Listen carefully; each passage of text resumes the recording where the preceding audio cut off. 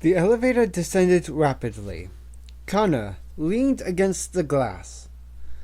There are many reasons to dislike the Japanese, he said, but Graham knows none of them. He sighed. You know what they say about us. What? They say Americans are too eager to make theories. They say we don't spend enough time observing the world. And so we don't know how things actually are. Is that a Zen idea? No, he laughed. Just an observation. Ask a computer salesman what he thinks of his American counterparts, and he'll tell you that everyone in Japan who deals with Americans thinks it. And when you look at Graham, you realize they're right. Graham had no real knowledge, no first-hand experience. He just has a collection of prejudices and media fantasies. He doesn't know anything about the Japanese, and it never occurs to him to find out. I said, Then you think he's wrong. The girl wasn't killed by a Japanese. I didn't say that, Kohai, Connor replied. It's very possible Graham is right, but at the moment, the doors opened and we saw the party. Heard the band playing Moonlight Serenade. Two party-going couples stepped into the elevator. They looked like real estate people. The men, silver-haired and distinguished-looking. The woman, pretty and slightly tacky. One woman said, She's smaller than I thought. Yes, tiny. And that was that her boyfriend? I guess. Wasn't he the one in the video with her? I think that was him. One of the men said, You think she had her boobs done? Hasn't everybody? The other woman giggled. Except me, of course. Right, Christine. But I'm thinking about it.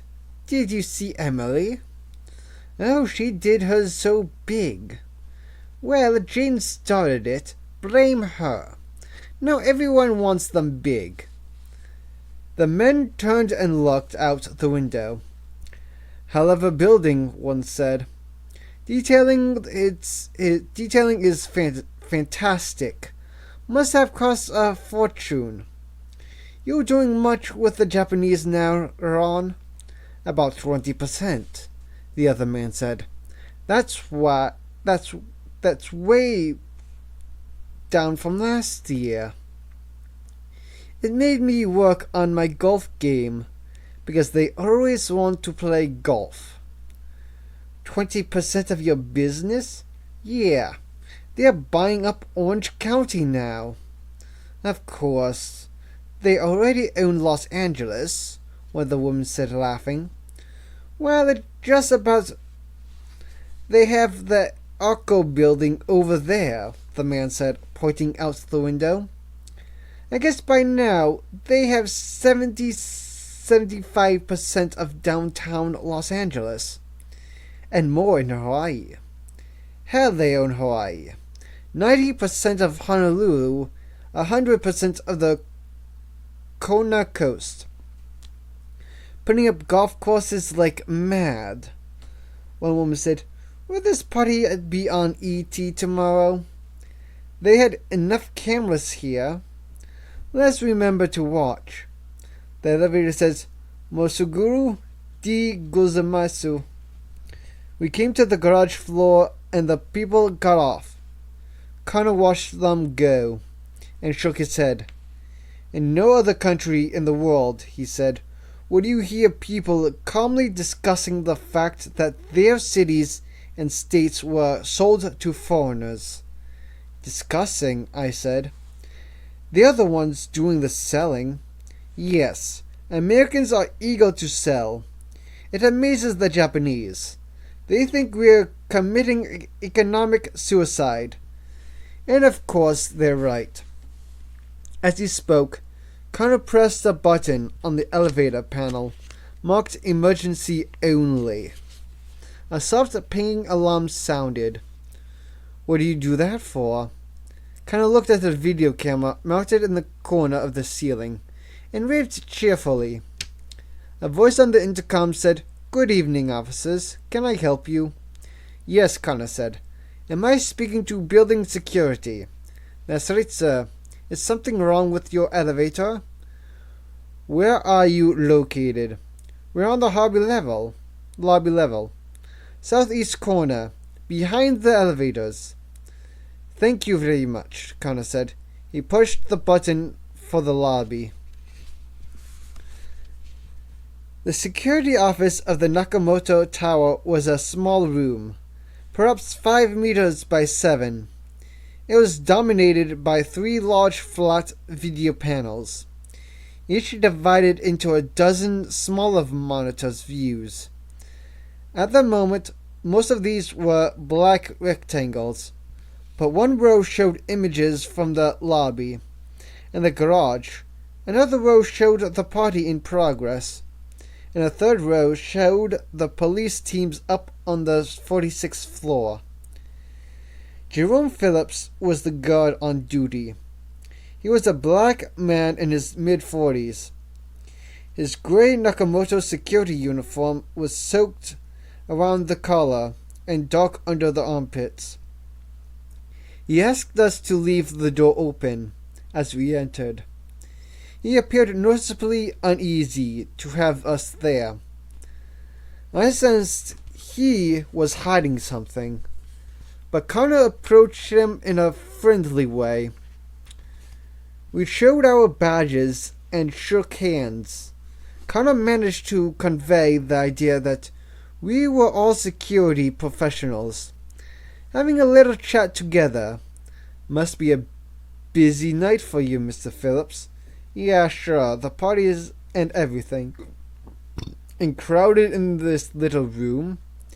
He wiped sweat from his forehead. "Boy, you got that right. All of them packed in here. Jesus." I said, "All of who?" Connor looked at me and said, "After the Japanese left the 46th floor? They came down here and watched us on the monitors. Isn't that right, Mr. Phillips?" Phillips nodded.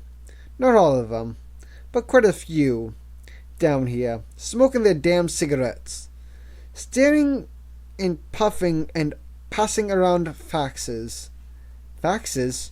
"Oh yeah, every few minutes. Somebody'd bring in another fax, you know, in Japanese writing. They'd all pass it around, make comments. Then one of them would leave to send a fax back, and the rest would stay to watch you guys up on the floor." Connor said, "And listen too?" Phillips shook his head. "No, we don't have audio feeds." "I'm surprised," Connor said. "This equipment seems so up to date." "Up to date? Hell, it's the most advanced in the world. These people, I tell you one thing, these people do it right.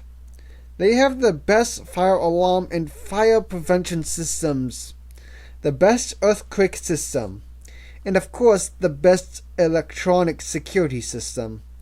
Best cameras, detectors, everything." "I can see that," Connor said. That's why I was surprised they don't have audio." No audio. They do a high-resolution video only. Don't ask me why. Something to do with the cameras and how they're hooked up is all I know." On the flat panels, I saw 5 different views of the 46th floor, as seen from different cameras. Apparently, the Japanese had installed cameras all over the floor. I remembered how Connor had walked around the atrium, staring up at the ceiling. He must have spotted the cameras then.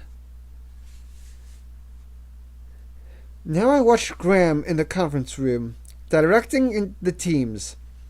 He was smoking a cigarette, which was completely against regulations at a crime scene. I saw Helen stretched and yawn.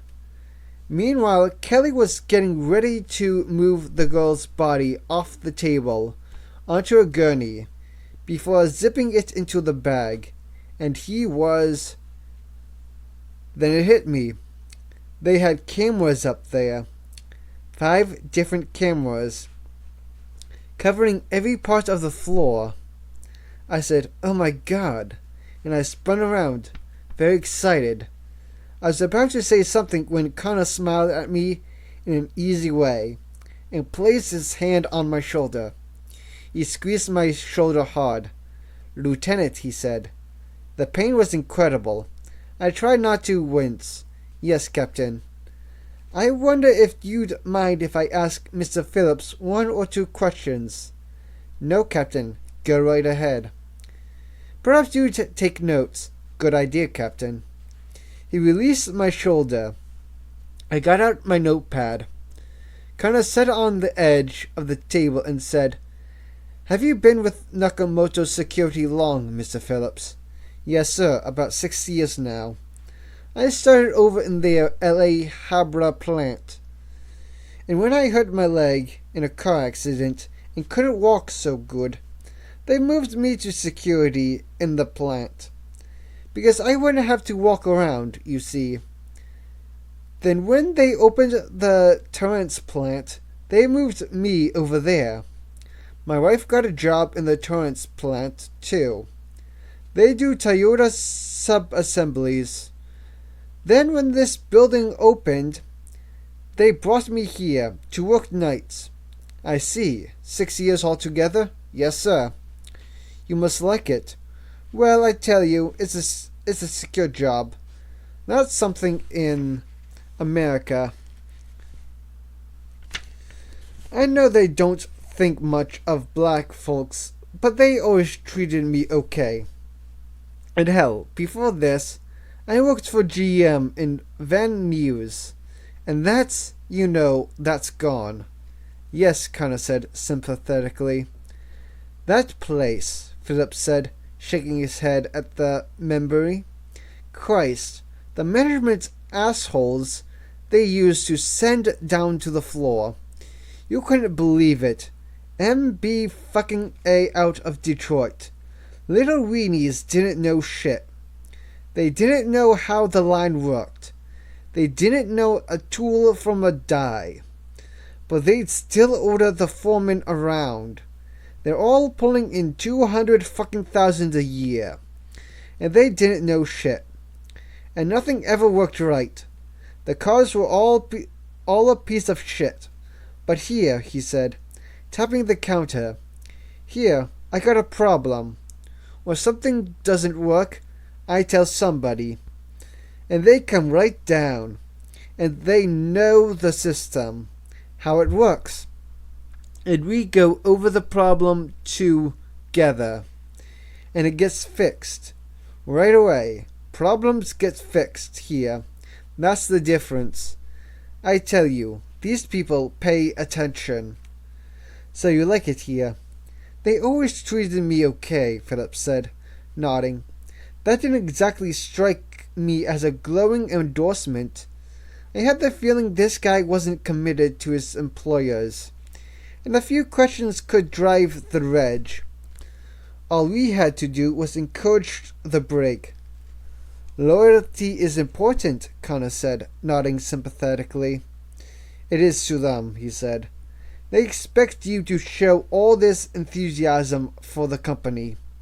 So I always come in 15 or 20 minutes early, and stay 15 or 20 minutes after the shift is over. They'd like you to put in the extra time. I did the same at Van Nuys, but nobody ever noticed." "And when is your shift?" "I work 9 to 7. "And tonight?" "What time did you come on duty?" 9:15. Like I said, I come in 15 minutes early. The original call had been recorded about 8:30.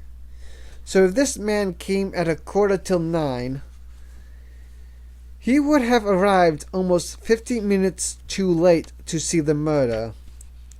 Who was on duty before you? Well, usually it's Ted Cole. But I don't know if he worked tonight. Why is that? The guard wiped his forehead with his sleeve and looked away. Why is that, Mr. Phillips? I said with a little more force.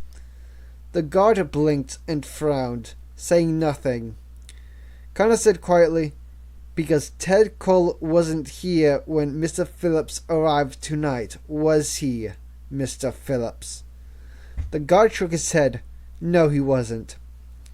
I started to ask another question, but Connor raised his hand. I imagine, Mr. Phillips, you must have been pretty surprised when you came in this room at 9:15. You damn right I was, Phillips said. What did you do when you saw the situation? Well, right away I said to the guy, can I help you? Very polite, but still firm. I mean, this is the security room, and I don't know who this guy is. I've never seen him before. And the guy is tense, very tense. He says to me, get out of my way. Real pushy, like he owns the world. And he shoves past me, taking his briefcase with him. I say, excuse me, sir. I'll have to see some identification. He didn't answer me. He just keeps going. Out to the lobby and down the stairs. You didn't try and stop him? No, sir, I didn't. Because he was Japanese. You got that right. But I called up to Central Security. It's up on the 9th floor. To say I found a man in the room. And they say, don't worry, everything is fine. But I can hear they're tense too. Everybody's tense. And then I see on the monitor the dead girl. So that's the first I knew what it was about. Connor said, the man you saw, can you describe him? The guard shrugged. 30, 35, medium height. Dark blue suit like they all wear. Actually, he was more hip than most of them. He had this tie with triangles on it. Oh, and a scar on his hand, like a burn or something. Which hand? The left hand. I noticed it when he was closing the briefcase. Could you see inside the briefcase? No. But he was closing it when you came in the room. Yes. Was it your impression he took something from this room? I really couldn't say, sir. Philip's evasiveness began to annoy me, I said. What do you think he took? Connor shot me a look. The guard went bland. I really don't know, sir. Connor said, of course you don't. There's no way you could know what was in somebody else's briefcase. By the way, do you make recordings from the security cameras here? Yes, we do. Could you show me how you do that? Sure thing. The guard got up from the desk and opened a door at the far end of the room.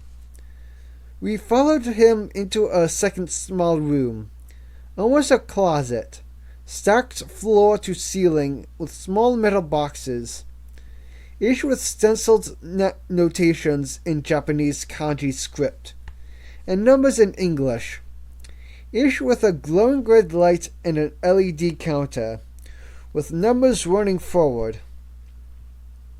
Phillips said, these are our recorders. They lay down signals from all the cameras in the building. They're 8mm, high-definition video. He held up a small cassette, like an audio cassette. Each one of these records 8 hours. We change over at 9 p.m. So that's the first thing I do when I come on duty. I pop the old ones and switch over to the fresh ones. And did you change cassettes tonight at 9 o'clock? Yes, sir, just like always. And what do you do with the tapes you remove? Keep 'em in the trays down here, he said, bending to show us several long, thin drawers. We keep everything off the cameras for 72 hours. That's 3 days, so we keep 9 sets of tapes all together. And we just rotate each set through. Once every 3 days, get me? Kinda hesitated. Perhaps I'd better write this down. He produced a small pad and a pen. Now each tape lasts 8 hours. So you have 9 different sets. Right. Kinda wrote for a moment, then shook his pen irritably. This damn pen. It's out of ink. You have a wastebasket? Phillips pointed to the corner. Over there. Thank you. Kinda threw the pen away. I gave him mine. He resumed his notes. You were saying, Mr. Phillips, that you have 9 sets. Right. Each set is numbered with letters from A to I. Now when I come in at 9, I eject the tapes and see whatever letter is already in there, and put in the next one. Like tonight, I took out set C, so I put in set D, which is what's recording now. I see, Connor said. And then you put tape set C in one of the drawers here. Right. He pulled open a drawer. This one here. Connor said, May I? He glanced at the neatly labeled row of tapes. Then he quickly opened the other drawers and looked at the other stacks of tapes, except for the different letters. All the drawers looked identical. I think I understand now, Connor said. What you actually do is use 9 sets in rotation. Exactly. So each set gets used once every 3 days. Right. And how long has the security office been using this system? The building's new, but we've been going on, maybe 2 months now. I must say it's a very well organized system, Connor said appreciatively. Thank you for explaining it to us. I have only a couple of other questions. Sure. First of all, these counters here, Connor said, pointing to the LED counters on the video recorders. They seem to show the elapsed times since the tapes began recording. Is that right? Because it's now almost 11 o'clock and you put in the tapes at 9 and the top recorder says 1:55:30 and the next recorder says 1:55:10 and so on. Yes, that's right. I put the tapes in one right after another. It takes a few seconds between tapes. I see. These all show almost 2 hours. But I noticed that one recorder down here shows an elapsed time of only 30 minutes. Does that mean it's broken, huh? Phillips said, frowning.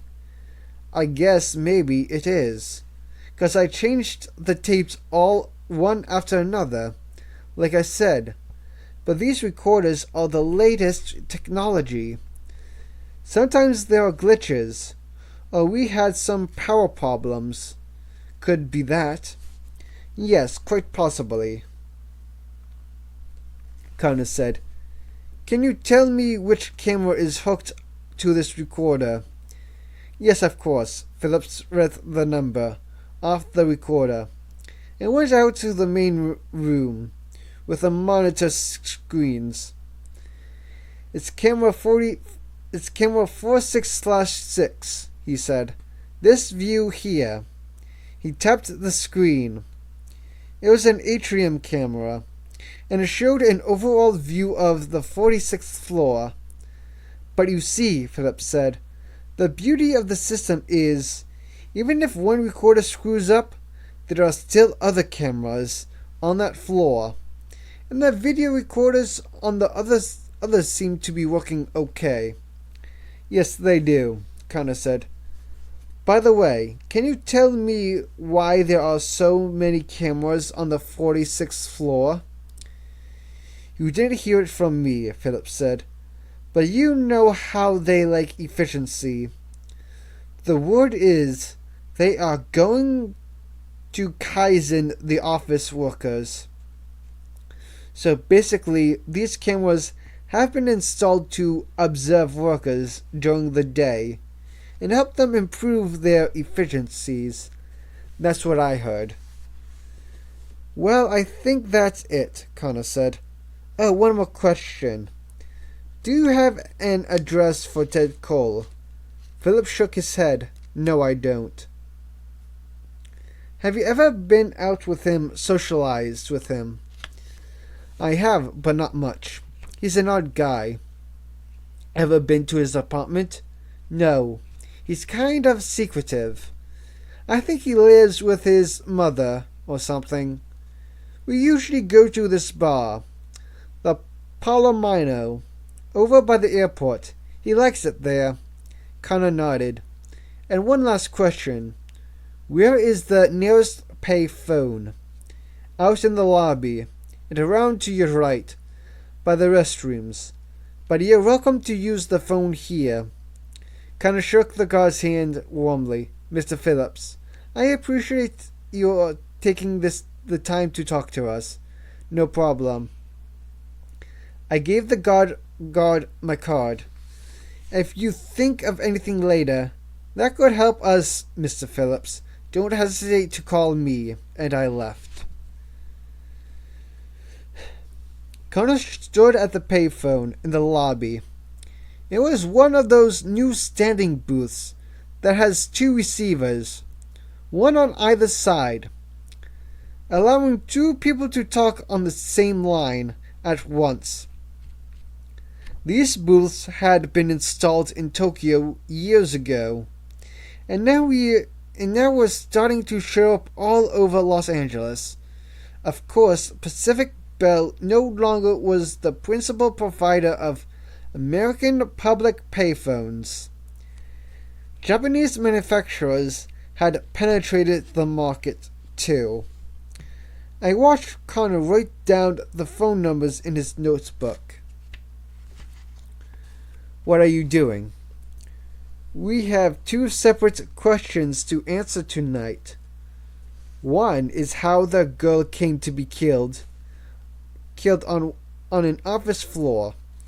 But we also need to find out who placed the original call, notifying us of the murder. And you think the call might have been placed from this phone? Possibly. He closed his notebook and glanced at his watch. It's late. We better get going. I think we are making a big mistake here. Why is that? Connor asked. I don't know. If we should leave the tapes in that security room, what if somebody switches them while we are gone? They've already been switched, Connor said. How do you know? I gave up a perfectly good pen to find out, he said. Now come on. He started walking toward the stairs, leading down to the garage. I followed him. You see, Connor said, when Phillips first explained that simple system of rotation, it was immediately clear to me that there might have been a switch. The question was how to prove it. His voice echoed in the concrete stairwell. Connor continued down, taking the steps two at a time. I hurried to keep up. Connor said, if somebody switched the tapes, how would they go about it? They would be working hastily, under pressure. They'd be terrified of making a mistake. They certainly wouldn't want to leave any incriminating tapes behind. So probably they'd switch an entire set and replace it. But replace it with what? They can just put in the next set, since there are only 9 sets of tapes altogether. It would be too easy for someone to notice that one set was missing, and the total was now 8. There would be an obvious empty drawer. No, they would have to replace the set they were taking away with an entirely new set. 20 brand new tapes. And that meant I ought to check the trash. That's why you threw your pen away. Yes, I didn't want Phillips to know what I was doing. And the trash was full of crumpled plastic wrappers. The kind that new videotapes come wrapped in. I see. Once I knew the tapes had been replaced, the only remaining question was, which set? So I played dumb and looked in all the drawers. You probably noticed that set C, the set Phillips removed when he came on duty, had slightly wider labels than the other sets. It was subtle, because the office has only been active 2 months, but you could tell. I see. Somebody had come into the security room, taking out 20 fresh tapes, unwrapped them with the new labels, and popped them into the video machines, replacing the original tapes that had recorded the murder. I said, if you ask me, Phillips knows more about this than he was telling us. Maybe, Connor said. But we have more important things to do. Anyway, there's a limit to what he knows. The murder was phoned in about 8:30.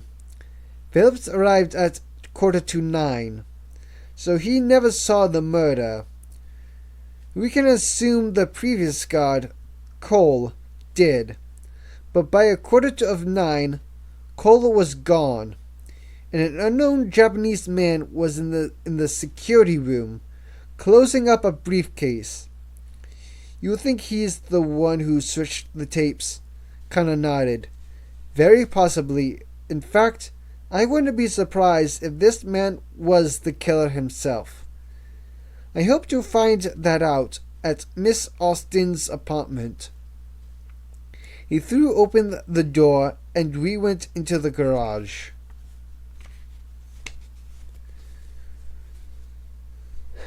A line of party guests waited for valets to bring their cars. I saw Ishiguro chatting up Mayor Thomas and his wife. Connor steered me towards them, standing alongside the mayor. Ishiguro was so cordial. He was almost obsequious. He gave us a big smile. Ah, gentlemen, is your investigation proceeding satisfactorily? Is there anything more I can do to help? I didn't get really angry until that moment. Until I saw the way he toted up in front of the mayor. It made me so mad I began to turn red. But Connor took it in stride. Thank you, Ishiguro-san, he said, with a slight bow. The investigation is going well. You're receiving all the help you requested, Ishiguro said. Oh yes, Connor said. Everyone has been very cooperative. Good, I'm glad. Ishiguro glanced at the mayor and smiled at him, too. He was all smiles, it seemed. But, Connor said, there is just one thing. Just name it, if there is anything we can do. The security tapes seem to have been removed. Security tapes? Ishiguro frowned. Clearly caught off guard. Yes, Connor said. Recordings from the security cameras. I don't know anything about that, Ishiguro said. But let me assure you, If any tapes exist, they are yours to examine. Thank you, Kana said. Unfortunately, it seems the crucial tapes have been removed from the Nakamoto security office. Removed? Gentlemen, I believe there must be some mistake. The mayor was watching this exchange closely. Kana said, Perhaps, but I don't think so. It would be reassuring, Mr. Ishiguro, if you were to look into this matter yourself. I certainly will, Ishiguro said. But I must say again, I can't imagine, Captain Connor, that any tapes are missing. Thank you for checking, Mr. Ishiguro, Kana said. Not at all, Captain, he said, still smiling. It is my pleasure to assist you in whatever way I can. The son of a bitch, I said. We were driving west on the Santa Monica freeway. The little prick looked us right in the eye and lied. It's annoying, Kana said. But you see, Ishiguro takes a different view. Now that he is beside the mayor, he sees himself in another context, with another set of obligations and requirements for his behavior. Since he is sensitive to context, he is able to act differently, with no reference to his earlier behavior. To us, he seems like a different person, but Ishiguro feels he's just being appropriate. What burns me is he acted so confident. Of course he did, Kana said. And he would be quite surprised to learn that you're angry with him. You consider him immoral. He considers you naive, because for a Japanese, consistent behavior is not possible. A Japanese becomes a different person around people of different rank. He becomes a different person when he moves through different rooms of his own house. Yeah, I said, that's fine, but the fact is he's a lying son of a bitch. Kinda looked at me. Would you talk that way to your mother? Of course not. So you changed according to context too, Kana said. The fact is, we all do. It's just that Americans believe there is some core of individuality that doesn't change from one moment to the next. And the Japanese believe context rules everything. It sounds to me, I said, like an excuse for lying. He doesn't see it as lying. But that's what it is, Kana shrugged. Only from your point of view, Kohai. Not from his. The hell. Look, it's your choice. You can understand the Japanese and deal with them as they are, or you can get pissed off. But our problem in this country is that we don't deal with the Japanese the way they really are. The car hit a deep pothole, bouncing so hard that the car phone fell off the receiver. Kinda picked it up off the floor and put it back on the hook. Up ahead, I saw the exit for Bundy. I moved into the right lane. One thing I'm not clear about, I said. Why do you think the man with the briefcase in the security room might be the killer? It's because of the time sequence. You see, the murder was reported at 8:32. Less than 15 minutes later, at 8:45, a Japanese man was down there, switching the tapes, arranging a cover-up.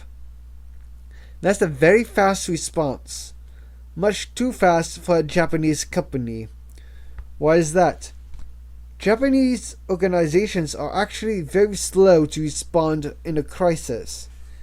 Their decision-making relies on precedents, and when a situation is unprecedented, people are uncertain how to behave.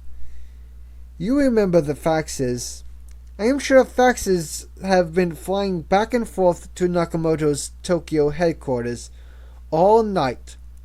Undoubtedly, the company is still trying to decide what to do. A Japanese organization simply cannot move fast in a new situation. But an individual acting alone can? Yes, exactly. I said, and that's why you think the man with the briefcase may be the killer. Kana nodded. Yes, either the killer or someone closely connected with the killer. But we should learn more at Miss Austen's apartment. I believe I see it up ahead on the right. The Imperial Arms was an apartment building on a tree-lined street a kilometer from Westwood Village. Its fake Tudor beams needed a paint job, and the whole building had a run-down appearance. But that was not unusual in this middle-class section of apartments, inhabited by graduate students and young families. In fact, the chief characteristic of the Imperial Arms seemed to be its anonymity. You could drive by the building every day and never noticed it. Perfect, Kana said, as we walked up the steps to the entrance. It's just what they like. What who likes? We came into the lobby, which had been renovated in the most bland California style. Pastel wallpaper with a flower print, overstuffed couches, cheap ceramic lamps, and a chrome coffee table. The only thing to distinguish it from 100 other apartments lobbies was the security desk in the corner, where a heavy-set Japanese doorman looked up from his comic book with a distinctly unfriendly manner. Help you? Connor showed his badge. He asked where Cheryl Austen's apartment was. I announced you, the doorman said, reaching for the phone. Don't bother. No, I announce. Maybe she have company now. I'm sure she doesn't, Connor said. Korira Kaisatsu. No shigoto da. He was saying we were an official police business. The doorman gave a tense bow. Hugo Shito. He handed Connor a key. We went through a second glass door and down a carpeted corridor. There were small lacquer tables at each end of the corridor, and in its simplicity, the interior was surprisingly elegant. Typical Japanese, Kana said, with a smile.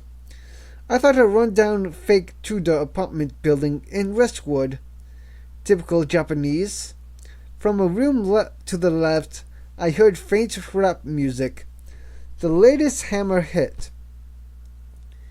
It's because the outside gives no clue to the inside, Kana explained. That's a fundamental principle of Japanese thinking. The public facade is unraveling and revealing. In architecture, the human face, everything. It's always been that way. You look at old samurai houses in Takayama or Kyoto. You can't tell anything from the outside. This is a Japanese building. Of course, why else would a Japanese national who hardly speaks English be the doorman? And he is a Yakuza. You probably noticed the tattoo. I hadn't. The Yakuza were Japanese gangsters. I didn't know there were Yakuzas here in America, and said so. You must understand, Kana said. There is a shadow world. Here in Los Angeles, in Honolulu, in New York, most of the time you are never aware of it. We live in our regular American world, walking on our American streets, and we never notice that right alongside our world is a second world, very discreet, very private. Perhaps in New York, you will see Japanese businessmen walking through an unmarked door and catch a glimpse of a club behind.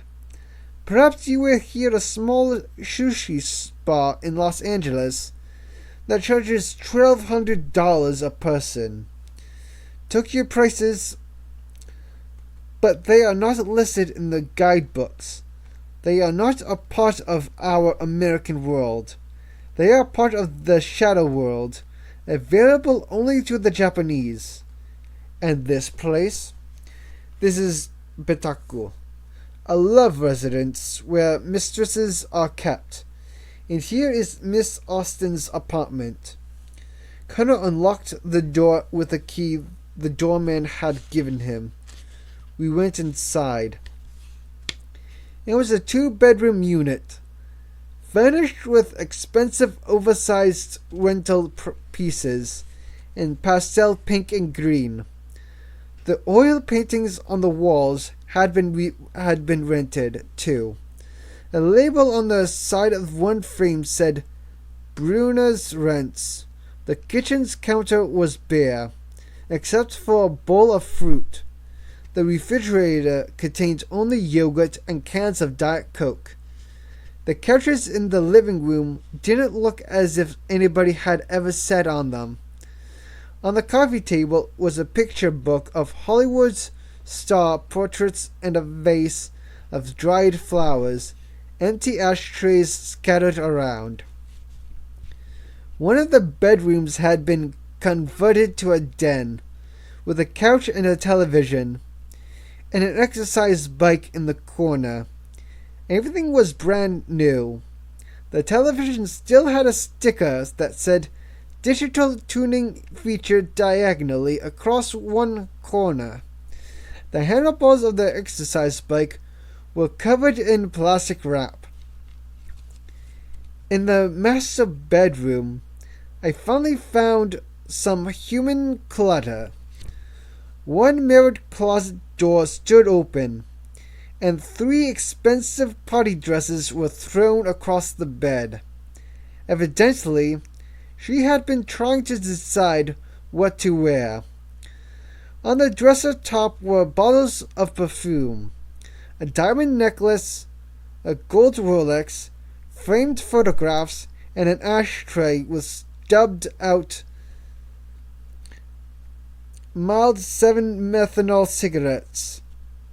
The top dresser drawer, containing panties and undergarments, was partially open. I saw her passport stuck in the corner and thumbed through it. There was 1 visa for Saudi Arabia, 1 for Indonesia, and 3 entry stamps for Japan. The stereo in the corner was still turned on, and ejected tape in the player. I punched it in, and Jerry Lee Lewis sang, "You shake my nerves and you rattle my brain too much. Love drives the man insane." Texas music too old for a young girl like this. But maybe she liked golden oldies. I turned back to the dresser. Several framed color enlargements showed Cheryl Austen smiling in front of Asian backgrounds. The red gates of a shrine, a formal garden, a street with gray skyscrapers, a train station. The pictures seemed to be taken in Japan. In most of the pictures, Cheryl was alone. But in a few, she was accompanied by an older Japanese man with glasses and a receding hairline. A final shot showed her in what looked like the American West. Cheryl was standing near a dusty pickup truck, smiling beside a frail, grandmotherly woman in sunglasses. The older woman wasn't smiling and looked uncomfortable. Tucked in beside the dresser were several large paper rolls. Standing on end, I opened one. It was a poster showing Cheryl in a bikini, smiling and holding up a bottle of Asahi beer. All the writing on the poster was in Japanese. I went into the bathroom. I saw a pair of jeans kicked in the corner, a white sweater tossed on the countertop, a wet towel on a hook by the shower stall. Beads of water inside the stall. Electric hair curlers unplugged by the counter. Stuck in the mirror frame, photos of Cheryl standing with another Japanese man on the Malibu Pier. This man was in his mid-30s and handsome. In one photograph, he had draped his arms familiarly over her shoulder. I could clearly see the scar on his hand. Bingo, I said. Connor came into the room. Find something? A man with a scar. Good, Connor studied the picture carefully. I looked back at the clutter of the bathroom, the stuff around the sink. You know, I said, something bothers me about this place. What's that? I know she hasn't lived here long, and I know everything is rented, but still, I can't get over the feeling that this place has a contrived look. I can't quite put my fingers on why. Connor smiled. Very good, Lieutenant. It does have a contrived look, and there's a reason for it. He handed me a Polaroid photo. It showed the bathroom we were standing in. The jeans kicked in the corner, the towel hanging, the curls on the counter, but it was taken with one of those ultra-wide angle cameras that distorted everything. The SID teams sometimes use them for evidence. Where did you get this? From the trash bin in the hall, by the elevators. So it must have been taken earlier tonight. Yes. Notice anything different about this room? I examined the Polaroid carefully. No, it looks the same. Wait a minute. Those pictures stuck in her mirror. They aren't in the Polaroid. Those pictures have been added. Exactly. Connor walked back into the bedroom. He picked up one of the framed pictures on the dresser. Now look at this one, he said. Miss Austin and a Japanese friend in Shinjuku Station in Tokyo. She was probably drawn to the Kabukicho section, or perhaps she was just shopping. Notice the right-hand edge of the picture. See the narrow strip that's lighter in color? Yes, and I understood what that strip meant. There had been another picture on top of this one. The edge of this picture had stuck out, and was sun-faded. The overlying picture has been removed. Yes, Connor said. The apartment has been searched. Yes, Connor said. A very thorough job. They came in earlier tonight, took Polaroids, searched the rooms, and then put things back the way they were. But it's impossible to do that exactly. The Japanese say artlessness is the most difficult art, and these men can't help themselves. They're obsessive, so they leave the picture frames a little too squared off on the counter, and the perfume bottles a little too carefully cluttered. Everything is a little forced. Your eye can see it, even if your brain doesn't register it. I said, but why search the room? What pictures did they remove? Her with a killer? That's not clear, Connor said. Evidently, her association with Japan and with Japanese men was not objectionable, but there was something they had to get right away, and it can only be.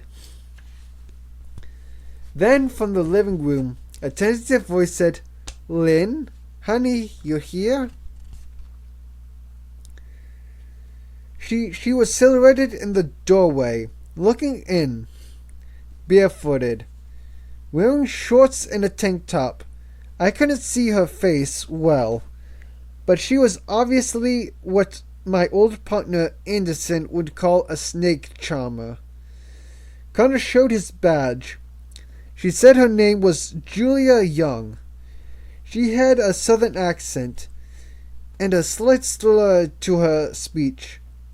Connor turned on the light, and we could see her better. She was a beautiful girl. She came into the room hesitantly. I heard the music. Is she here? Is Cheryl Lynn okay? I know she went to that party tonight. I haven't heard anything, Connor said, with a quick glance at me. Do you know Cheryl Lynn? Well, sure. I live right across the hall, in number 8.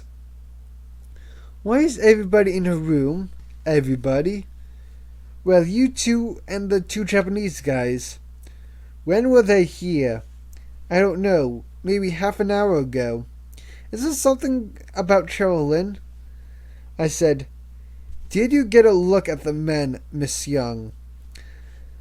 I was thinking she might have been looking out of the peephole of her door. Well, I guess. I said hello to them.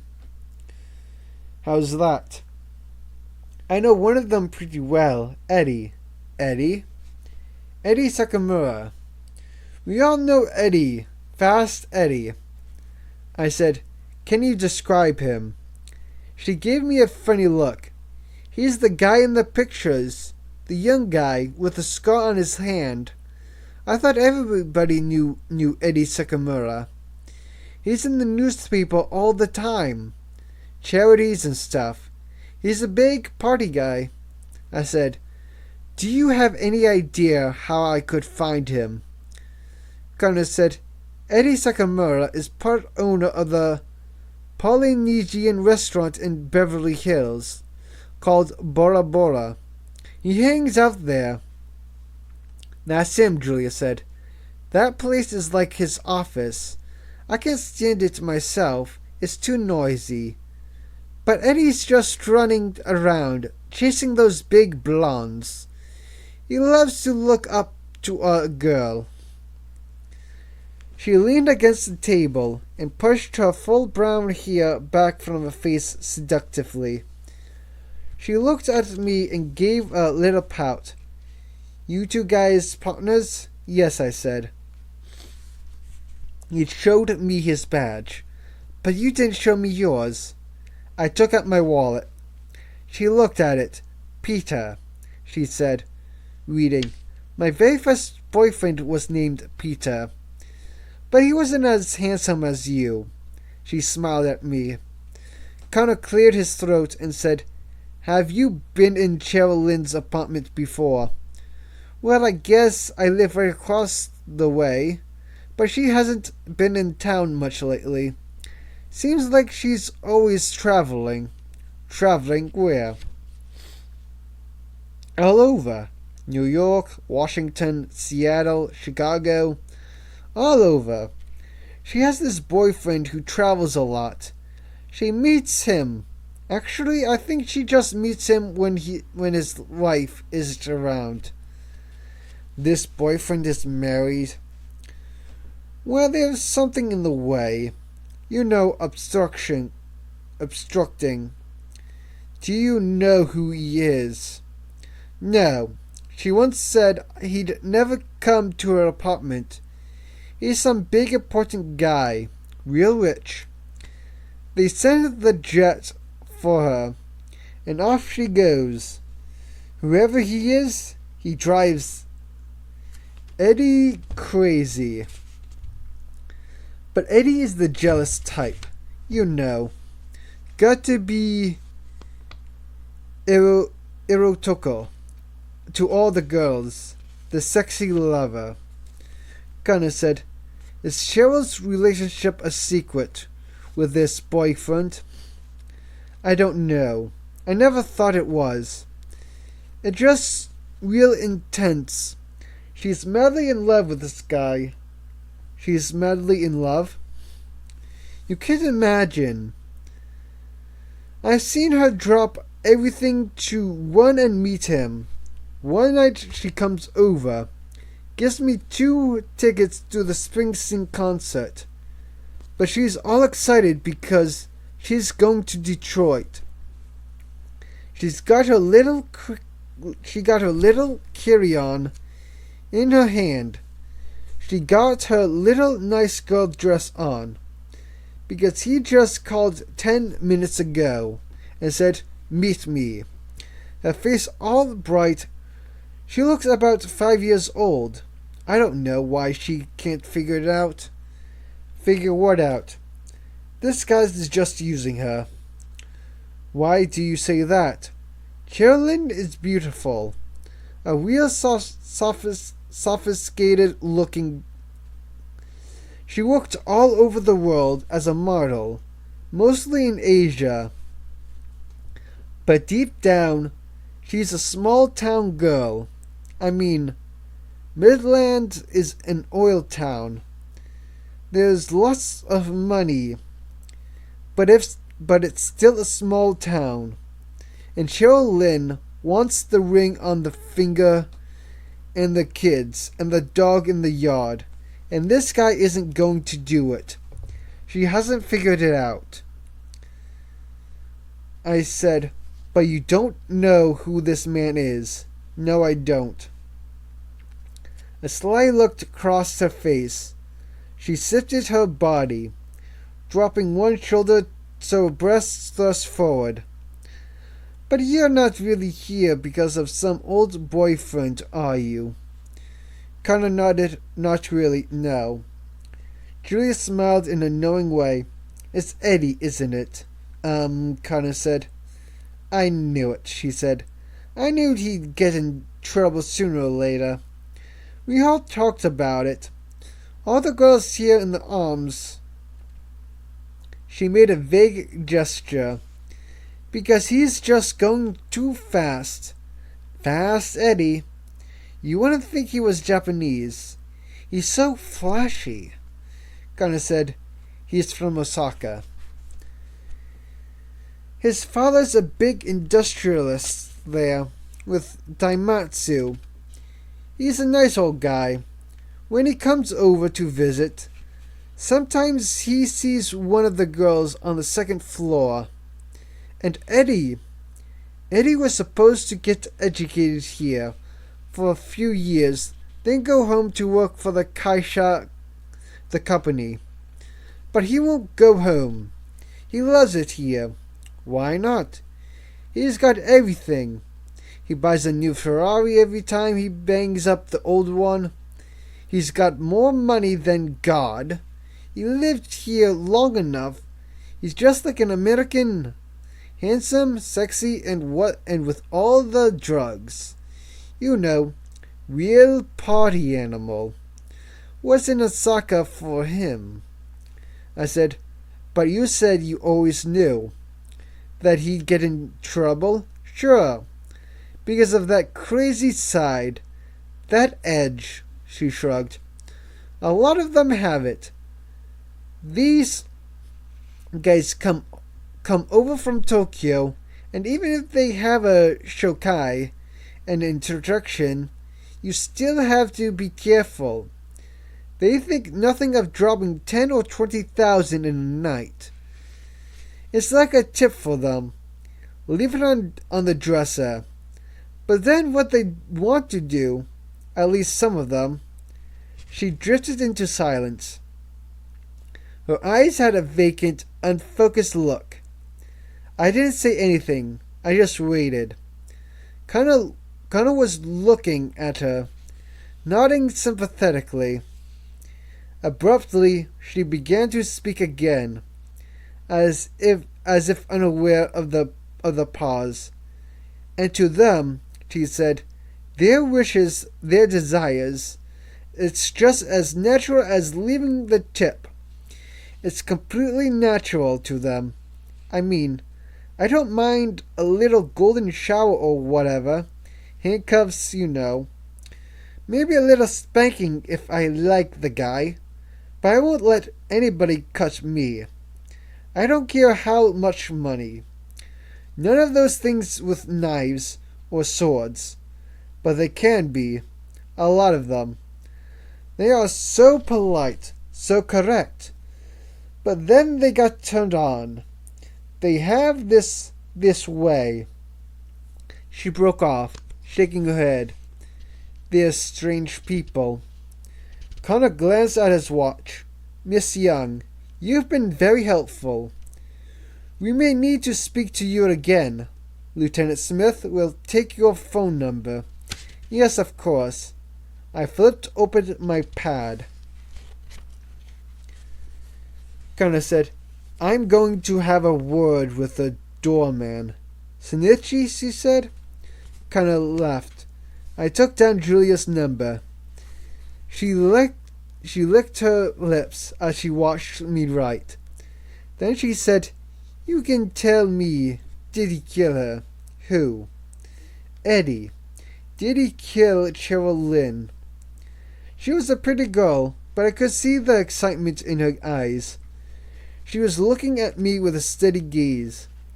Her eyes were shining. It was creepy. I said, why do you ask? Because he was always threatening to. Like this afternoon. He threatened her.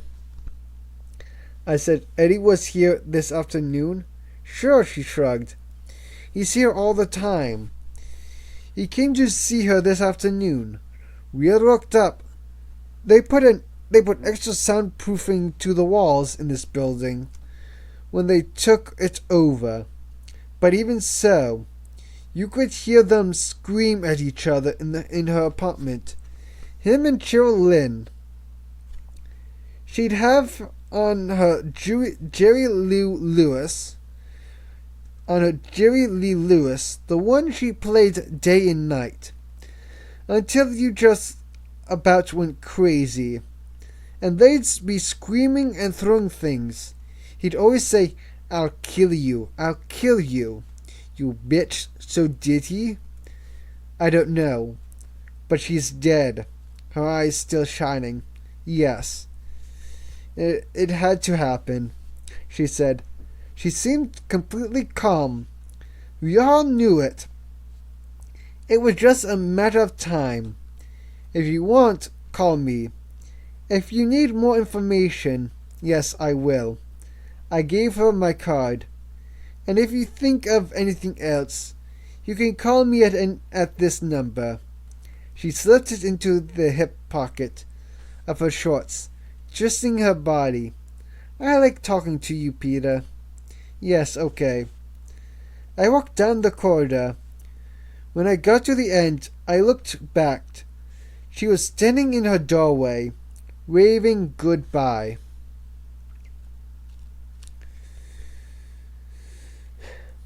Connor was using the phone in the lobby, while the doorman stared sullenly at him, as if he wanted to stop him, but couldn't think of a reason why. That's right, Connor was saying. All the outgoing calls from that phone between 8 and 10 p.m.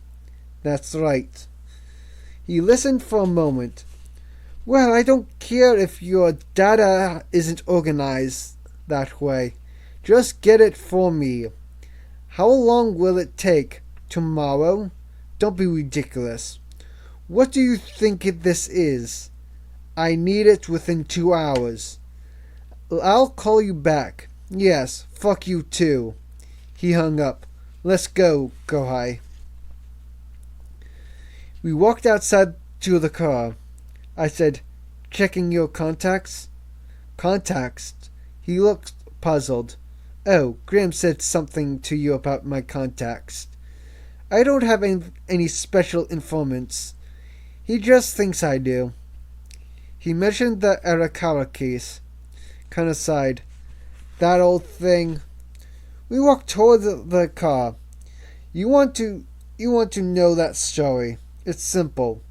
2 Japanese nationals get killed. The department puts detective on the case who can't speak Japanese. Finally, after a week, they give the case to me. And what did you do? The Arakawas were staying at the new Otani Hotel. I got the phone records of the calls that they made to Japan. I called those numbers and spoke to some people in Osaka. Then I called Osaka and talked to the police there, again in Japanese. They were surprised to hear we didn't know the whole story. I see. Not quite, Kana said, because the police department here was very embarrassed. The press had gone out on a limb, criticizing the department. All sorts of people had sent flowers. There had been a big show of sympathy for what turned out to be gangsters. A lot of people were embarrassed, so the whole thing became my fault. I had done something underhanded to solve the case. Pissed me off, I can tell you. That's why you went to Japan. Now, that's another story. We came to the car. I looked back at the Imperial Arms and saw Julia Young standing at the window, staring down at us. She's seductive, I said. The Japanese call a woman like that Shirigaru Onna. They say she has a light ass. He opened the car door and got in. But she's on drugs. We can't trust anything she told us. Even so, there's starting to be a pattern. I don't like. He glanced at his watch and shook his head. Damn, we are taking too long. We'd better go to the Palomino to see Mr. Cole. I started driving south toward the airport. Connor sat back in his seat and folded his arms across his chest. He stared at his feet, looking unhappy. Why do you say there's a pattern you don't like? Connor said. The wrappers in the wastebasket. The Polaroid in the trash. Those things shouldn't have been left behind. You said so yourself. They're in a hurry. Maybe. But you know the Japanese think American police are incompetent. This sloppiness is a sign of their disdain. Well, we're not incompetent, Connor shook his head. Compared to the Japanese, we are incompetent. In Japan, every criminal gets caught. For major crimes, convictions run 99%. So any criminal in Japan knows from the outset he is going to get caught. But here, the conviction rate is more like 17%. Not even 1 in 5. So a criminal in the States knows he probably isn't going to get caught. And if he's caught, he won't be convicted. Thanks to all his legal safeguards. And you know, every study of police effectiveness shows that American detectives either solve the case in the first 6 hours or they never solve it at all. So what are you saying? I'm saying that a crime occurred here with the expectation that it won't be solved. And I want to solve it, Kohai. Connor was silent for the next 10 minutes. He sat very still, with his arms folded, and his chin sunk on his chest. His breathing was deep and regular. I might have thought he had fallen asleep, except his eyes were open. I just drove the car and listened to him breathe. Finally he said, "Ishiguro, what about him?" If we knew what made Ishiguro behave as he did, we'd understand this case. I don't understand. It's hard for an American to see him clearly, Kana said, because in America, you think a certain amount of error is normal. You expect the plane to be late. You expect the mail to be undelivered. You expect the washing machine to break down. You expect things to go wrong all the time. But Japan is different. Everything works in Japan. In a Tokyo train station, you can stand at a market spot on the platform, and when the train stops, the doors will open right in front of you. Trains are on time. Bags are not lost. Connections are not missed. Deadlines are met. Things happened as planned. The Japanese are educated, prepared, and motivated. They get things done. There's no screwing around, And tonight was a very big night for the Nakamoto Corporation. You can be sure they planned everything down to the smallest detail. They have the vegetarian horse dovas that Madonna likes, and the photographer she prefers. Believe me, they are prepared.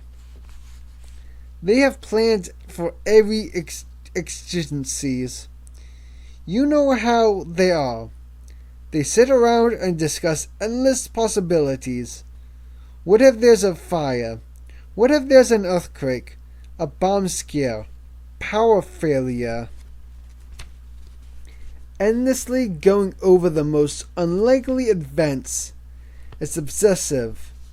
But when the final night arrives, they've thought of everything. And they're in complete control. It's very bad form not to be in control, okay? Okay. But there is our friend Ishiguro, the official representative of Nakamoto, standing in front of a dead girl, and he's clearly not in control. He is Yoshiki no doing Western-style confrontation, but he isn't comfortable. I'm sure you noticed the sweat on his lip, and his hand his hand is damp. He keeps wiping it on his trousers. He is rikutsupoi, too argumentative. He is talking too much. In short, he's behaving as if he doesn't really know what to do. As if he doesn't even know who this girl is, which he certainly does, since he knows everybody invited to that party, and pretending he doesn't know who killed her when he almost certainly knows that too. The car bounced in a pothole and jolted back up. Wait a minute, Ishiguro knows who killed the girl? I'm sure of it. And he's not the only one. At least 3 people must know who killed her. At this point, didn't you say you used to be in press relations? Yes, last year. You keep any contacts in TV news? A few, I said. They might be rusty. Why? I want to look at some tape that was shot tonight. Just look, not subpoenaed? Right, just look. That shouldn't be a problem, I said. I was thinking I could call Jennifer Lewis at KNBC or Bob Arthur at KCBS. Probably Bob. Kana said, It has to be somebody you can approach personally. Otherwise, the stations won't help us. You noticed there were no TV crews at the crime scene tonight. At most crime scenes, you have to fight your way past the cameras just to get to the tape. But tonight, no TV crews. No reporters. Nothing. I shrugged.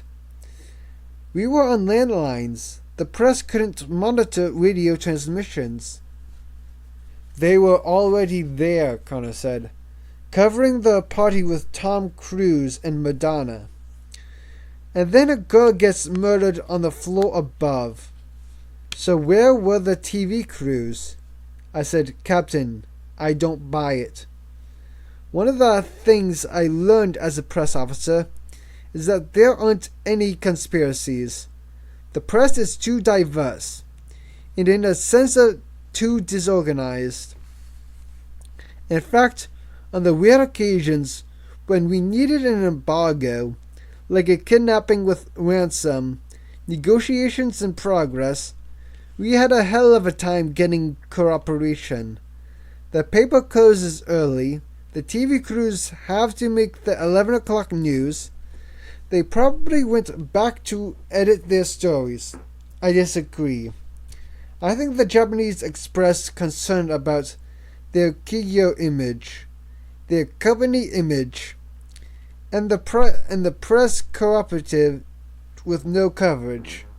Trust me, Kawai, the pressure is being applied. I can't believe that. Take my word for it, Kana said. The pressure is on. Just then, the car phone rang. God damn it, Peter, a familiar rough voice said. What the fuck's going on with that homicide investigation? It was the chief. It sounded like he had been drinking. How do you mean, Chief? Kinda looked at me and punched the speakerphone button so he could hear. The chief said, You guys harassing the Japanese? We're going to have another set of racial allegations against the department here. No, sir, I said. Absolutely not. I don't know what you've heard. I heard that dumb fuck Graham was making insults as usual, the chief says. Well, I wouldn't exactly say insults, Chief. Look, Peter, don't shit me. I already reamed out Fred Hoffman for sending Graham in the first place. I want that racist turd off the case. We've all got to get along with the Japanese from now on. It's the way the world is. You hearing me, Peter? Yes, sir. Now about John Connor. You got him with you, is that right? Yes, sir. Why did you bring him into this? I thought, why did I bring him in? Fred Hoffman must have decided to say that Connor was my idea and not his own. I'm sorry, I said, but I understand, the chief said. You probably thought you couldn't handle the case yourself. Wanted some help. But I'm afraid you brought more trouble than help. Because the Japanese don't like Kana. And I got to tell you, I go way back with John. We entered the academy together back in '59. He's always been a loner and a troublemaker. You know, anybody who goes to live in some foreign country is because he can't fit in here at home. I don't want him screwing up this investigation now, Chief. This is how I see it, Peter. You got a homicide here, wrap it up, and get it over with. Do it quick and do it neat. I'm looking to you and you alone. You hearing me? Yes, sir. The connection is good? Yes, sir, I said. Wrap it up, Peter. The chief said, I don't want anybody else calling me on this. Yes, sir. Finish it by tomorrow, latest. That's it. And he hung up. I put the phone back in the cradle. Yes, Connor said. I say pressure is being applied. I drove south on the 405 freeway toward the airport. It was foggier here. Connor stared out the window. In a Japanese organization, you'd never get a call like that. The chief just hung you out to dry. He takes no responsibility. It's all your problem. And he's blaming you for things that have nothing to do with you. Like Graham and me. Connor shook his head. The Japanese don't do that. The Japanese have a saying, fix the problem, not the blame. In American organizations, it's all about who fucked up, whose head will roll. In Japanese organizations, it's about what's fucked up and how to fix it. Nobody gets blamed. Their way is better. Connor was silent, staring out the window. We were driving past Slauson, the Marina Freeway, a dark curve, arcing above us in the fog. I said, the chief was in the bag, that's all. Yes, and uninformed, as usual. But even so, it sounds like we'd better have this case solved before he gets out of bed tomorrow. Can we do that? Yes, if Ishiguro delivers those tapes. The phone rang again. I answered it. It was Ishiguro. I handed the phone to Kana. I could hear Ishiguro faintly through a receiver. He sounded tense and speaking rapidly. Moshi moshi, Kono-san desu ka? Karibe no hayana. Denwa shiten desu ga ni darimo denin desu yo. Kana cupped his hand over the phone and translated. He's called the security guard, but no one was there. Saredi shio keibeshitsu ni renraku shite. Hito wo okuto morimashiti. Isho ni tepu o kakunin shite kimashita. Then he called the main security office and asked him to come down with him to check the tapes. Tepu wa subete wikoda no naka ni arimasu. Nakuna temo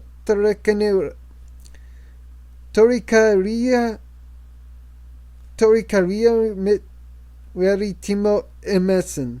Subti daijobu desu. The tapes are all in the recorders. No tapes are missing or switched. Kana frowned and replied, Ayara tepu wa shirikareti iru hazu nanda. Tepu o sagasi. Dakara daijobu nandesu, Kana-san. Toshiro to eun desuka. He insists everything is in order. Kana said, Tepu o sagasi. To me, he said, I told him I wanted the damn tapes. Daijobuda to iterudishu. Toshiti sonani. Tepu ni kodawaron desuka. Ore ni rakate irunda. Tepu wa nakanate iru. I know more than you think, Mr. Ishiguro. Moichidu iu tepu o sagusunde. Kana banged the phone in the cradle and sat back, snorting angrily. Bastards. They're taking the positions that there are no missing tapes. What does that mean? I said. They've decided to play hardball.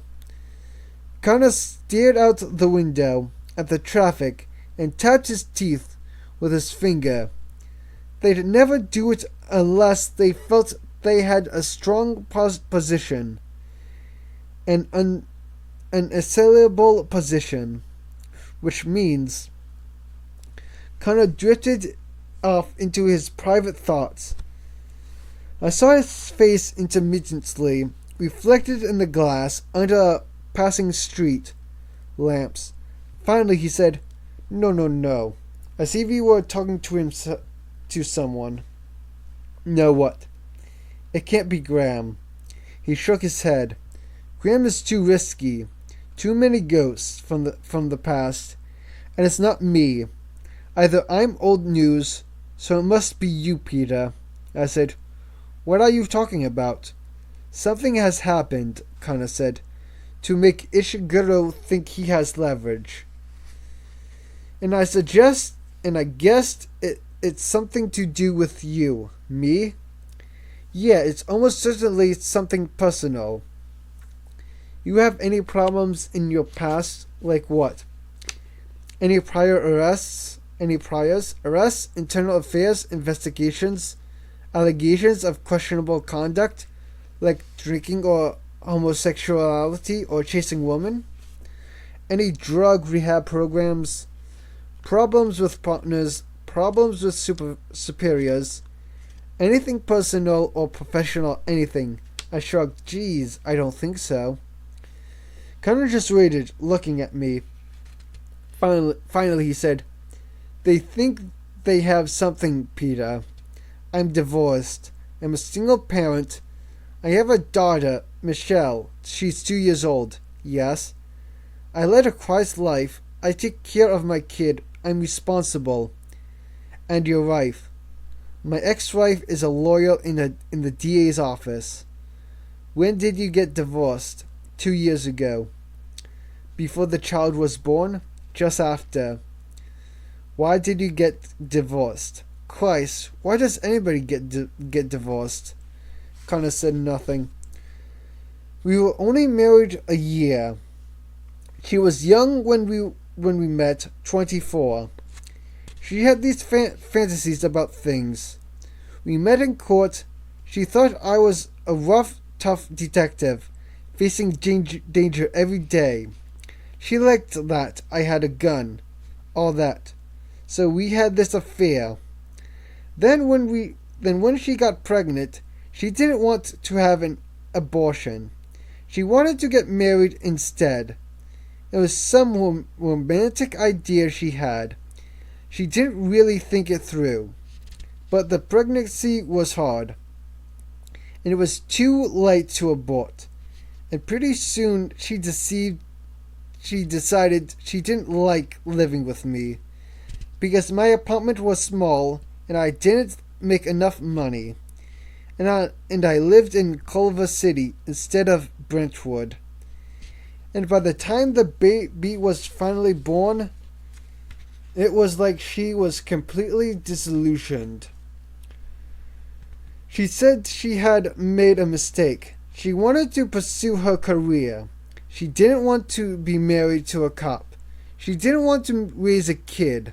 She said she was sorry, but it was all a mistake, and she left. Connor was listening, with his eyes closed. Yes, I don't see why all this matters. She left 2 years ago, and after that I couldn't. I didn't want to work detective hours anymore, because now I had to raise the kid. So I took the test and transferred to special services. And I worked the press office. No problems there. Everything went fine. Then last year, this Asian liaison job came up. And it paid better. Another couple hundred a month. So I applied for that. I mean, I can really use the money. I have extra expenses now. Like Michelle's daycare. You know what daycare costs for 2-year-olds? And I have full-time housekeeping, and Lauren doesn't make her child support payments more than half the time. She says she can't manage on her salary. But she just bought a new BMW, so I don't know. I mean, what am I going to do? Take her to court? She works for the fucking DA. Connor was silent. Up ahead, I saw the airplanes coming down over the freeway. We are approaching the airport. Anyway, I said, I was glad when the liaison job came along, because it works out better for the hours and for the money. And that's how I got to be here. In this car with you. That's it. Kohai, he said quietly. We're in this together. Just tell me, what is the problem? There isn't any problem. Kohai. There isn't. Kohai. Hey, John, I said. Let me tell you something. When you apply for Special Services Liaison, 5 different committees go over your record. To get a liaison job, you have to be clean. The committees went over my record, and they found nothing substantial. Connor nodded. But they found something. Christ, I said. I was a detective for 5 years. You can't work that long without a few complaints. You know that. And what were the complaints against you? I shook my head. Nothing. Little stuff. I arrested a guy my first year. He accused me of undue force. That charge was dropped after inquiry. I arrested a woman for armed robbery. She claimed I planted a gram on her. Charge dropped. It was her gram. Murder suspect claimed I beat and kicked him during questioning, but other officers were present at all times. A drunken woman on a domestic violence call later claimed I molested her child. She dropped the charge. Teenage gang leader arrested for murder. Said I made a homosexual pass at him. Charge withdrawn, that's it. If you're a cop, you know that complaints like these are background noise, like traffic on the street. There's nothing you can do about them. You're in an adversarial environment, accusing people of crimes all the time. They accuse you back. That's just the way it works. The department never pays any attention unless there's a pattern of repetition. If a guy has 3 or 4 complaints of undue force over a couple of years, then he gets an inquiry. Or a string of racial complaints, he gets an inquiry. But otherwise, as the Assistant Chief Jim Olson always says, being a cop is a job for the thick-skinned. Connor didn't say anything for a long time. He frowned, thinking it over. Finally said, What about the divorce? Problems there? Nothing unusual. You and your ex are on speaking terms? Yes, we're okay. Not great, but okay. He was still frowning. Still looking for something.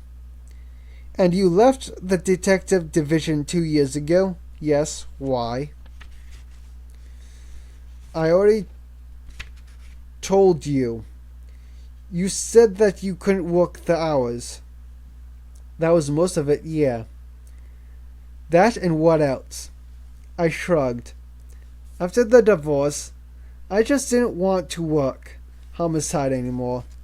I felt like, I don't know, disillusioned. I had this little infant and my wife had moved on, had moved out. She was going on with her life, dating some hotshot attorney. I was left holding the kid. I just felt flat. I didn't want to be a detective anymore. You seek counseling at the time? Therapy? No. Trouble with drugs or alcohol? No. Other woman? Some. During the marriage? No. I hesitated. Folly. In the mayor's office. No, that was later. But there was somebody during the marriage. Yes, but she lives in Phoenix now. Her husband got transferred. She was in the department. I shrugged. Connor sat back in his seat. Okay, Kohai, he said. If this is all there is, you're fine. He looked at me. That's all. But I have to warn you, he said. I've been through this kind of thing before. With the Japanese. When the Japanese play hardball, They can make things unpleasant. Really unpleasant. You're trying to scare me. No, just telling you the way things are. Fuck the Japanese, I said. I've got nothing to hide. Fine. Now I think you better call your friends at the network and tell them we'll be over after our next stop.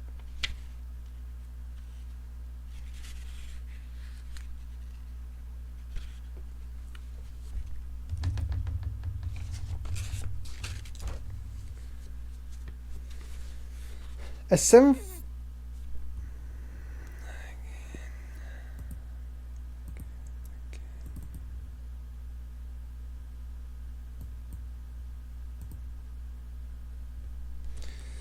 As 747 roared low overhead, its landing lights flaring in the fog. It passed the sputtering neon sign that read, "Girls, girls, all nude girls." It was around 11:30 when we went inside. To call the Club Palominos a strip joint was to flatter it. It was a converted bowling alley with cactus and horses. Painted on the walls, it seemed smaller inside than it appeared from the outside. A woman in the silver-tasseled G-string who looked close to 40 danced listlessly in orange light. She seemed as bored as the customers, hunched over tiny pink tables. Topless waitresses moved through the smoky air. The tape-recorded music had a loud hiss. A guy just inside the door said, $12, 2-drink minimum. Connor flipped his badge. The guy said, "Okay, fine." Connor looked around and said, "I didn't know Japanese came here." I saw 3 businessmen in blue suits, sitting at a corner table. "Hardly ever." The bouncer said, "They like the Star Strip downtown. More glitz, more tits. You ask me, those guys got lost from their tour." Connor nodded. "I'm looking for Ted Cole. At the bar. Guy with the glasses." Ted Cole was sitting at the bar. His windbreaker covered his Nakamoto security uniform. He stared at us dully. When we came up and sat beside him, the bartender came over, kinda said, "2 buds." "No, bud. Asahi, okay?" "Okay." Connor flipped his badge. Cole shook his head and turned away from us. He looked studiously at the stripper. I don't know anything," Connor said. "About what?" "About anything. I'm just minding my own business. I'm off duty." He was a little drunk. Connor said, "When did you get off duty?" "I got off earlier tonight." "Why is that?" "Stomach trouble." "I can ulcer. It aches up sometimes. So I got off early." "What time?" "I got off at 8:15, at the latest." "Do you punch a time clock?" "No, we don't do that. No time clock." "And who took over for you?" "I got relieved." "By whom?" "My supervisor." "Who is that?" "I don't know him. Japanese guy. Never seen him before." "He's your supervisor, and you never saw him before." "New guy, Japanese. I don't know him." "What do you want from me anyway?" "Just to ask a few questions," Connor said. "I got nothing to hide," Colt said. One of the Japanese men sitting at the table came up to the bar. He stood near us and said to the bartender, "What kind of cigarettes do you got?" "Marlboro," the bartender said. "What else?" "Maybe Cools?" "I have to check. But I know we got Marlboro." "You want Marlboro?" Ted Cole stared at the Japanese man. The Japanese seemed not to notice him as he stood at the bar. "Kent," the Japanese said. "You got any Kent lights?" "No, no Kent." "Okay then. Marlboro," the Japanese man said. "Marlboro is okay." He turned and smiled at us. "This is Marlboro County. country, right? That's right, Kana said. Cole picked up his beer and sipped it. We were all silent. The Japanese man beat the bar with his hands, and in time to the music. Great place, he said. Lot of atmosphere. I wonder what he was talking about. This place was a dump. The Japanese slid onto the bar stool next to us. Cole studied his beer bottle, as if he'd never seen one before. He turned it in his hands, making rings on the bar top. The bartender brought cigarettes, and the Japanese man tossed a $5 bill on the table. Keep the change. He tore open the pack and took out a cigarette. He smiled at us. Kana took out his lighter to light the man's cigarette. As the man leaned over the flame, he said, Doko kasha itenno. The man blinked. Sorry? Rakani no? Kana said. Doko kaisha itenno. The man smiled and slipped off the bar stool. Soro. Ikana kutira shitsuri shimatsu. He gave a little wave and he went back to his friends across the room. Deramata, Kana said. He moved around to sit on the stool where the Japanese man had been sitting. Cole said, What was that all about? I just asked him what company he worked for. Kana said, but he didn't want to talk. I guess he wanted to get back to his friends. Kana ran his hands under the bar. Feels clean. Kana turned back to Cole and said, Now then, Mr. Cole. You were telling me that a supervisor took over for you at what time? At what time was that? 8:15. And you didn't know him? No.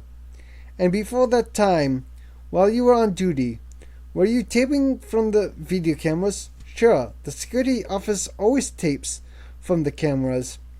And did the supervisor remove the tapes? Remove them? I don't think so. The tapes are still there, as far as I know. He looked at us in a puzzled way. You fellows are interested in the tapes? Yes, Kana said. Because I never paid much attention to the tapes.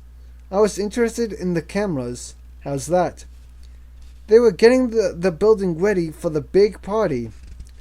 And there were lots of last-minute details.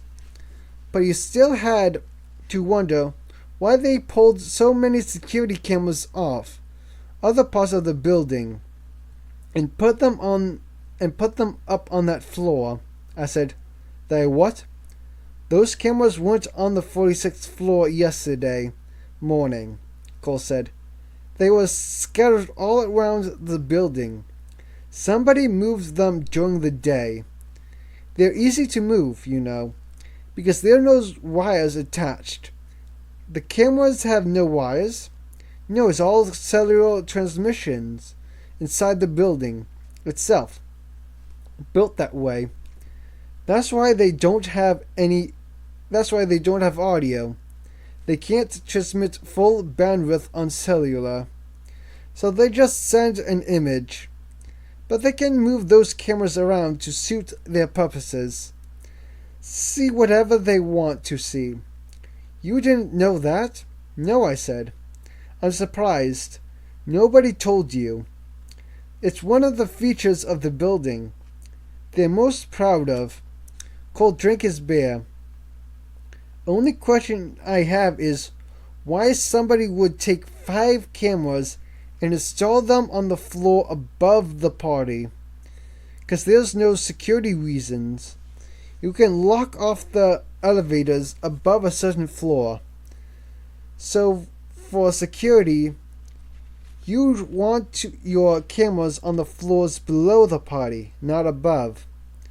But the elevators weren't locked off. No, I thought that was kind of unusual myself. He looked at the Japanese across the room. I got to be going soon, he said. Well, Kana said, You've been very helpful, Mrs. Cole. We may want to question you again. I'll write down my phone number for you, Cole said, scribbling on a bar napkin. And your address. Yeah, right. But actually, I'm going out of town for a few days. My mother's been feeling sick, and she asked me to take her down there, to Mexico for a few days. Probably go this weekend. Long trip. Week or so. I got vacation days coming up. It seems like a good time to take it. Sure, Connor said. I can see how it would. Thanks again for your help. He shook hands with Cole and punched him lightly on the shoulder. And you take care of yourself. Take care of your health. Oh, I will. Stop drinking and have a safe drive home. He paused. Or wherever you may decide to go tonight. Instead. Cole nodded. I think you're right. That's not a bad idea. I know I'm right. Cole shook my hand. Connor was heading out the door. Cole said, I don't know why you guys are bothering with the tapes. Why are you guys bothering? With the tapes? With the Japanese? What can you do? They're ahead of us every step of the way. And they have the big guys in their pocket. We can't beat them now. You two guys'll never beat them. They are just too good. Outside, beneath the crackling neon sign, Connor said, Come on, time is racing. We got in the car. He handed me the bar napkin. On it was scrawled in block letters, They stole the tapes. Let's get going, Connor said. I started the car.